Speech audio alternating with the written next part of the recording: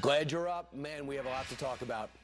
Many people said there was no way that Donald Trump could win this election, but he won the election, and he won votes across the country, all backgrounds. So who made the difference in deciding who won or lost? Let's examine the exit polls with one of the best in the business. Lee Carter's here. She's the president and partner with maslansky+partners. Lee, stunning news. Absolutely. You can't even put this in perspective if you wanted to, but you're going to help us break down who voted for whom and why. Yes. All right, first off, let's talk about gender.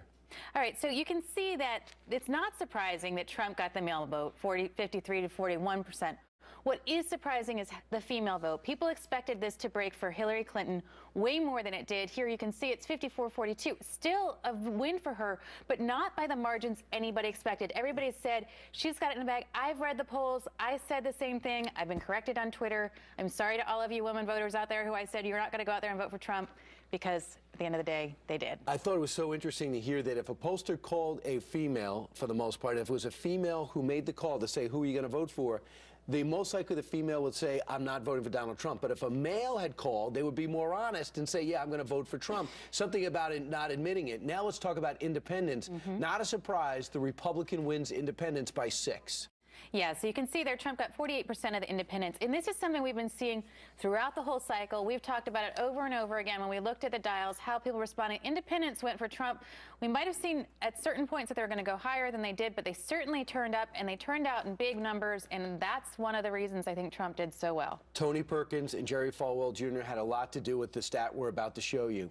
White evangelicals, Donald Trump, 81%, and they showed up in huge numbers to 16%. This is record-setting numbers that are voting for Trump, and everybody said there's no way evangelicals will go for it, will go for Trump, especially after the video came out, and they did. And what they were saying with their vote is that we want the conservative values, we want the Supreme Court back, and they held to their guns there. I wonder if her answer on abortion in the last debate had a lot to do with it, a little to do with it, or everything to do with it. Yeah. Now let's talk about Hispanics. This was the story, early voting. Then we heard early voting, Hispanics strong, and first-time voters, Hispanics. 23% of the Hispanic vote was first-time voters. Many people thought that was a death blow to the Trump candidacy. It ended up 65-29. Now, this is really surprising because all throughout people have said the Hispanic vote's going to totally go for Hillary Clinton. Trump might not even get 5%. He got 29%. It carried him, and I bet this is a big reason why he won Florida. Do you think, is that more or about where Romney was? I think it might even be a little bit more. First-time voters. Hillary Clinton got the bulk of the first-time voters by a number of 56 to 40. That is somewhat surprising, a 16-point advantage. You know, it is, except that includes millennials and the younger voters and first-time voters who are 18, 19 years old. And I think she expected much greater numbers there. People expected to see those first-time voters, millennials, younger voters breaking for Hillary in much bigger numbers, and they did not. Late deciders, those who decided in just the last few days. Of course, Sunday we came out with the second Comey letter. 2 days prior was supposed to exonerate and fuel the Clinton push. She ended up with a 2-point deficit, 46-44 in favor of Trump.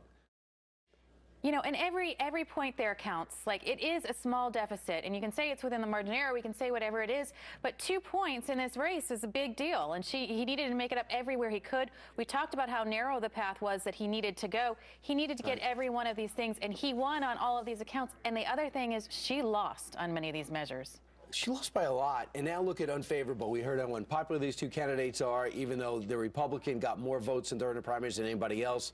Unfavorable, 54% viewed Hillary unfavorably, 60% viewed Donald Trump unfavorably. This doesn't make any sense to me. Now, this one doesn't make any sense to me, too. So I was trying to make sense of it with a couple of the other folks that are out here. We're talking to Jessica Tarlov and some others, and we were saying, like, why would this be? I think one of the things that we came down to is that it's unfavorable in different kinds of things. So when you think about what is unfavorable about Hillary Clinton, it's 30 years of establishment.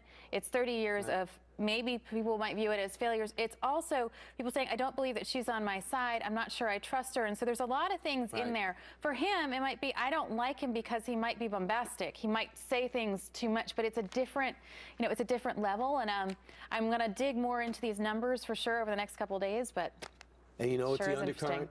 It's President Obama. President Obama said, look, it's for me. Verify my 8 years. And he got the big crowds. He has a 54% approval rating. Well, Donald Trump is the biggest check in his disapproval column. And that's what this is about, because they clearly don't like each other. And that's what's going to be happening on Thursday. They're going to have a chance to meet in a symbolic change of power. Lee Carter, thanks so much. A fascinating time to do your job. It sure is, and it's great to be here this morning.